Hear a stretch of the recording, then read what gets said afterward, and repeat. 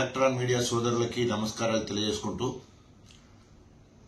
నిన్న జరిగిన తెలంగాణ ఆవిర్భావ దినోత్సవ సందర్భంగా స్టేషన్ గర్పూర్ నియోజకవర్గ కేంద్రంలో ఎంతో అట్టహాసంగా కడియం శ్రీహరి గారు ఇందిరమ్మ ఇండ్ల పంపిణీకి సంబంధించిన మరి పత్రాలు ఇవ్వడానికి కార్యక్రమం ఏర్పాటు చేసుకోవడం జరిగింది. అక్కడికి వచ్చిన మహిళలను కూడా చూడకుండా వారిని కించపరుస్తూ తమాషా చేస్తున్నారని చెప్పేసి మాట్లాడడం నిజంగా సిగ్గుచేటు. దీన్ని తీవ్రంగా ఖండిస్తున్నాం.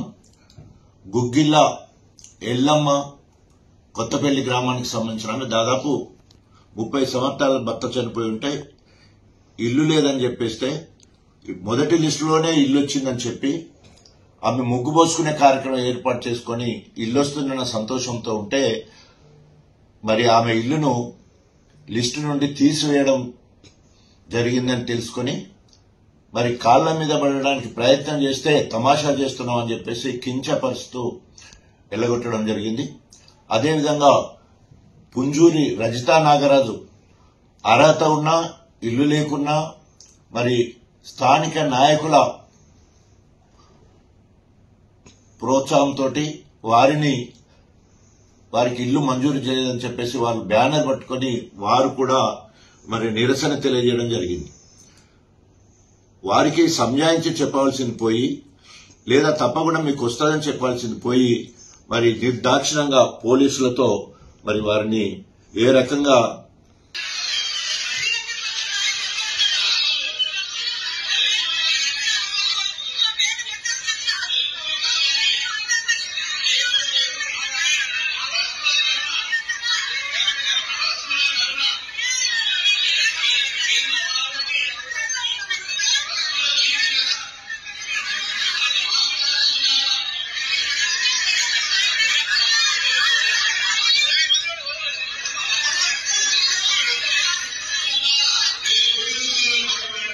ఈ రకంగా దౌర్జన్యంగా మరి కడియం శ్రీహరి గారు కాళ్ల మీద పడ్డ ఏమాత్రము కనికరించి వారికి సమాధానం చెప్పకుండా నిర్దాక్షిణంగా తమాషా చేస్తున్నామని చెప్పేసి వారిని పోలీసులతో నెట్టేయడమే కాకుండా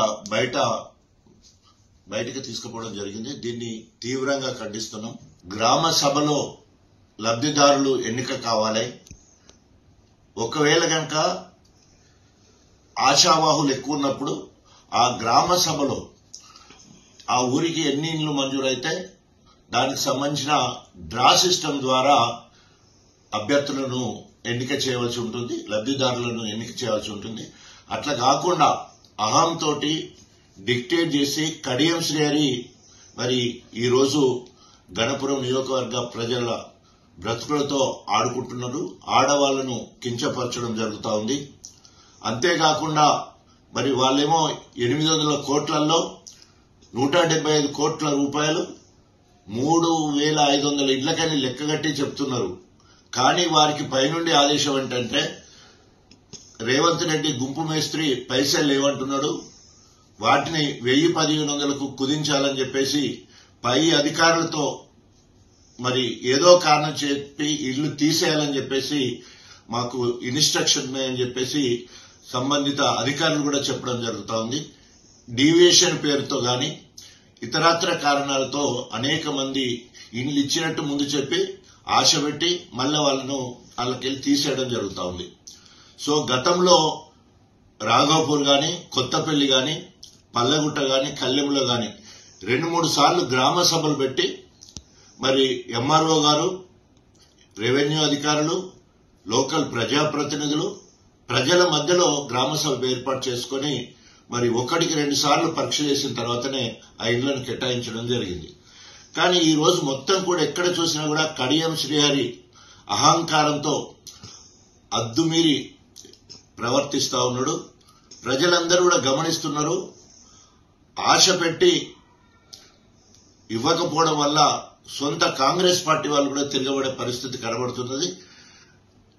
కడియం శ్రీహరి ఇప్పటికైనా కూడా లేనిపోని లేదా అలివి కాని హామీలిచ్చి గణపురం ప్రజలలో గందరగోళాన్ని సృష్టించకు. తప్పకుండా ఏదో లోకల్ బాడీ ఎలక్షన్లు వస్తున్నాయి, ఇందిరమ్మ ఇండ్ల పేరుతో తూతూ మంత్రం చేసి లబ్ధి పొందాలని చూస్తున్నావు. కానీ ప్రజలందరూ కూడా కాంగ్రెస్ ప్రభుత్వానికి కర్రు కాల్చి వాత పెట్టడానికి సిద్ధంగా ఉన్న తస్మా జాగ్రత్తని హెచ్చరిస్తా ఉన్నాం. ఇండియా పాకిస్తాన్ ఉద్రిక్తతలపై లేటెస్ట్ అప్డేట్స్ కోసం డౌన్లోడ్ చేసుకోండి RTV లైవ్ యాప్.